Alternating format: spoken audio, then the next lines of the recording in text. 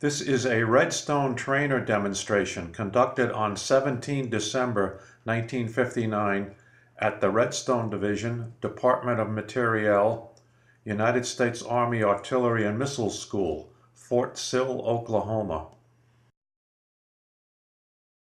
Sergeant First Class Gene R. Dollahide, seen here, was the NCO in charge of the school instructor personnel assembling the missile.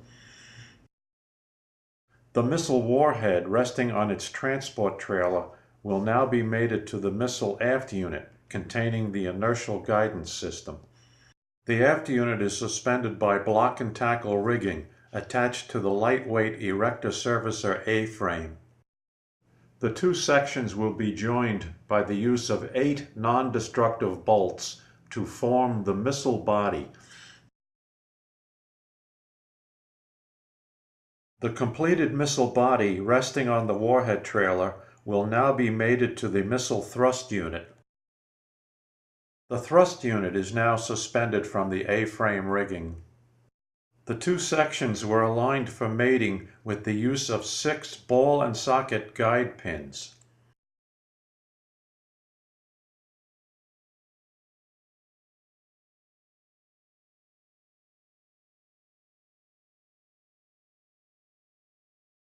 The two missile units were then secured together by threading 6 explosive bolts through the 6 guide pins.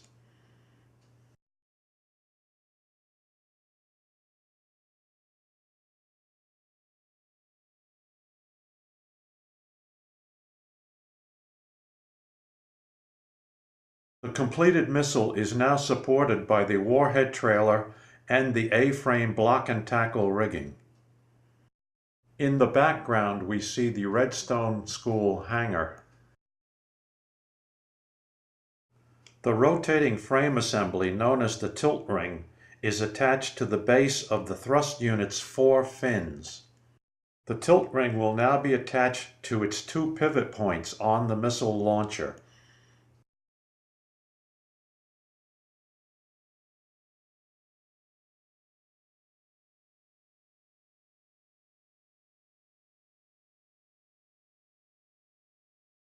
The crew is attaching the external heating and cooling drop tank to the side of the instrument compartment. The drop tank maintained a constant temperature inside the instrument compartment prior to launch. The tank contained dry ice for cooling air and had electrical heater circuits to provide warm air. The tank was jettisoned just prior to rocket engine ignition. The missile is now being raised to its vertical firing position by the erector servicer lightweight H-frame and A-frame equipment.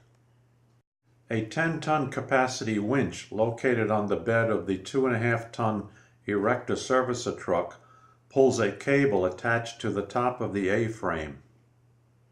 The rotating A-frame in turn pulls the missile to the vertical position with the use of 2 cables attached from the top of the A-frame to the sides of the missile.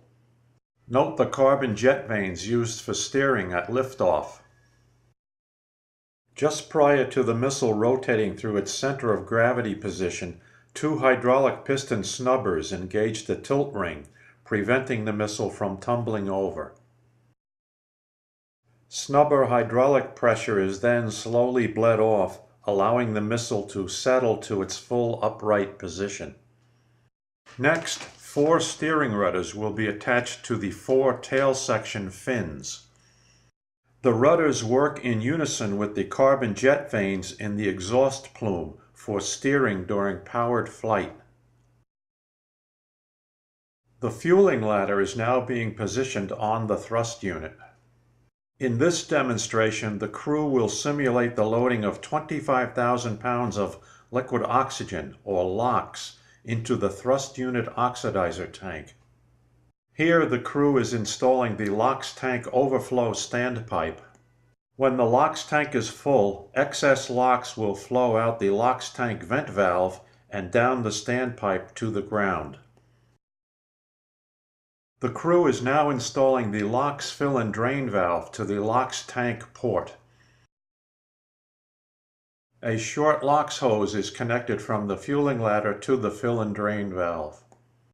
This is a LOX tanker trailer containing 18,000 pounds of LOX. Here a LOX hose is being hooked up to the LOX Y fitting used for 2 tankers. LOX will now be pumped from the tanker to the missile. The boiling point of liquid oxygen is minus 297 degrees Fahrenheit.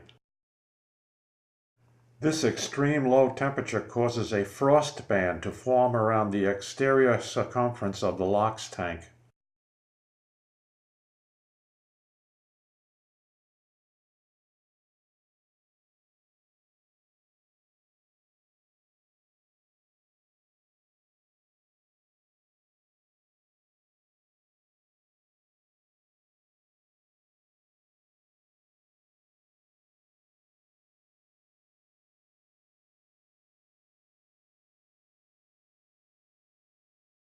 During LOX loading, all LOX line fittings are constantly checked for tightness.